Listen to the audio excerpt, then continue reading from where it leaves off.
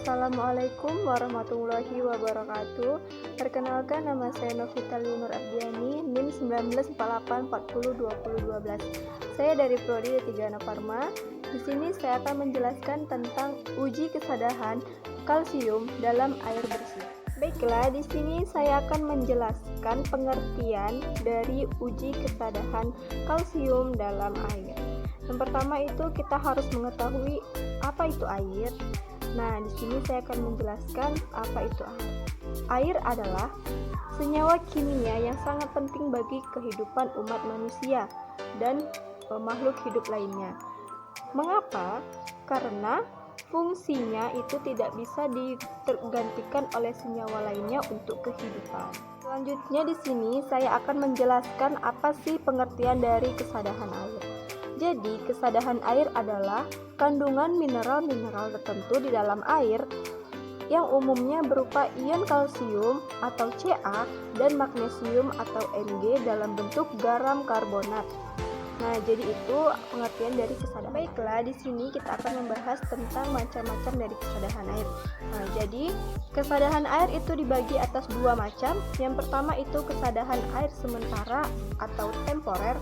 Yang kedua itu kesadahan air tetap atau permanen.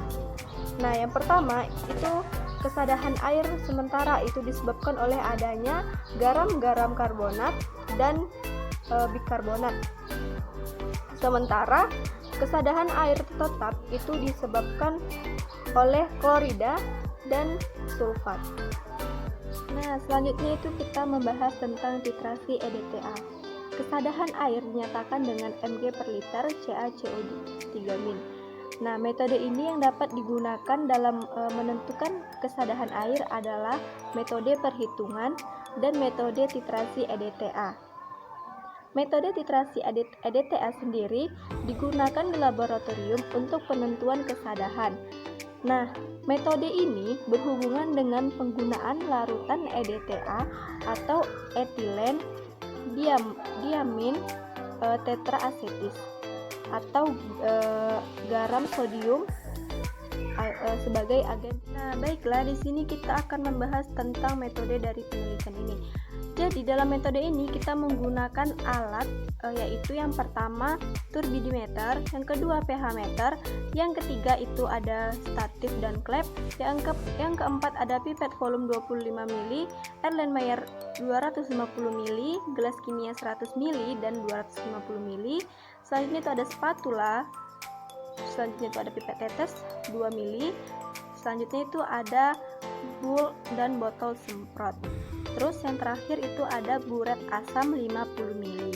Nah, jadi itu alat-alat yang kita gunakan dalam penelitian menggunakan titrasi EDTA. Selanjutnya yaitu bahan yang digunakan dalam penelitian ini. Yang pertama yaitu ada air sumur atau H2O, yang kedua itu ada aquades, yang ketiga ada buffer pH 10, yang keempat ada eriochrome black tea, yang kelima itu ada etilen diamin tetra asetat, yang keenam itu ada murexit, yang ketujuh ada natrium hidroksida, yang kedelapan itu ada tisu. Nah, jadi itu bahan-bahan yang kita gunakan dalam penelitian menggunakan titrasi. Nah, selanjutnya yaitu kita masuk ke prosedur kerja. Jadi yang pertama kali itu kita harus menentukan kesadahan air total. Caranya yang pertama, 25 ml air sumur masukkan ke dalam Erlenmeyer. Yang kedua, menambahkan 2 ml larutan buffer pH 10. Yang ketiga, itu menambahkan sedikit indikator eriochrome black tea atau EBT hingga berwarna merah muda. Yang keempat, mentitrasi dengan etilen diamin tetraasetat atau EDTA hingga berubah dari warna merah muda menjadi warna biru. Dan harus kita ingat yaitu kita catat volume titrasi yang kita gunakan. Selanjutnya itu kita melakukan secara duplo. Setelah itu kita menentukan konsentrasi kalium karbonat atau CaCO3. Nah, prosedur kerja yang kedua yaitu kita penentuan kadar kalsium. Jadi cara yang pertama yaitu memipet 25 ml air sumur masukkan ke dalam Erlenmeyer. Yang kedua, menambahkan larutan natrium hidroksida atau NaOH 0,1 m hingga pH 12. Yang ketiga, menambahkan sedikit indikator muresid hingga berwarna merah muda. Yang keempat, mentitrasi dengan larutan EDTA hingga berubah warna dari merah muda menjadi ungu. Dan selanjutnya itu juga kita harus mencatat volume yang kita gunakan. Setelah itu kita lakukan secara duplo dan menentukan konsentrasi dari kalsium atau hitungannya atau analisis data. Yang pertama itu penentuan dari kesadaran total itu dengan menggunakan rumus volume larutan EDTA dikali EDTA dikali MR CaCO3 dikali 100 mg per gram per volume sampel. Yang kedua yaitu kalsium, yaitu rumusnya volume larutan EDTA dikali ArCa dikali 100 mg per gram per volume sampel. Baiklah, di sini ada contoh tentang kesadaran air tal itu dimana diketahui MEDTA itu 0,1 m, MR dari CaCO3 itu 100 gram per mol, volume air sumurnya itu 25 ml, yang selanjutnya itu ada volume titrasi pertama 1 ml, yang kedua ada 1,5 ml, yang ketiga ada 1,25 ml. Nah, yang ditanya yaitu CaCO3, di mana CaCO3 itu ada sama dengan volume larutan EDTA dikali EDTA dikali MR CaCO3 dikali 1000 mg per gram per volume sampel. Nah, jadi didapatkan 1,25 ml dikali 0,1 mol per L dikali 100 gram per mol dikali 1000 mg per gram per 25 ml sama dengan 1250 mg per liter per 25 sama dengan 50 mg per liter, sehingga didapatkan hasil CaCO3 yaitu 50 mg per liter.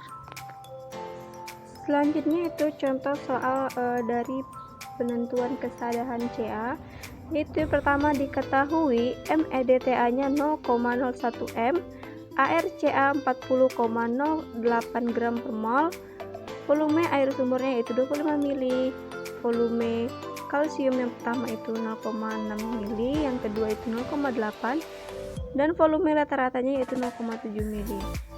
Setelah itu yang kita tanya yaitu Ca yang akan kita cari.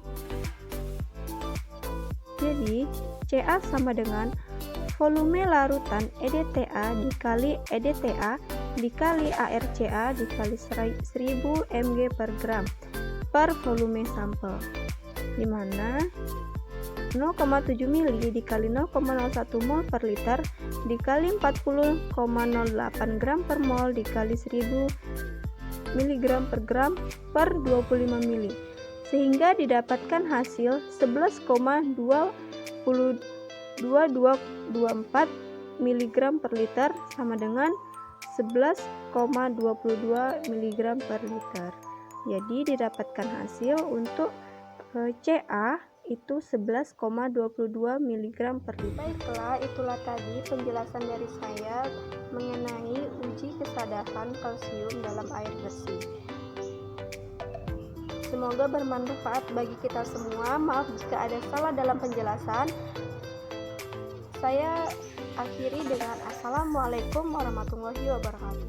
Selamat menyaksikan.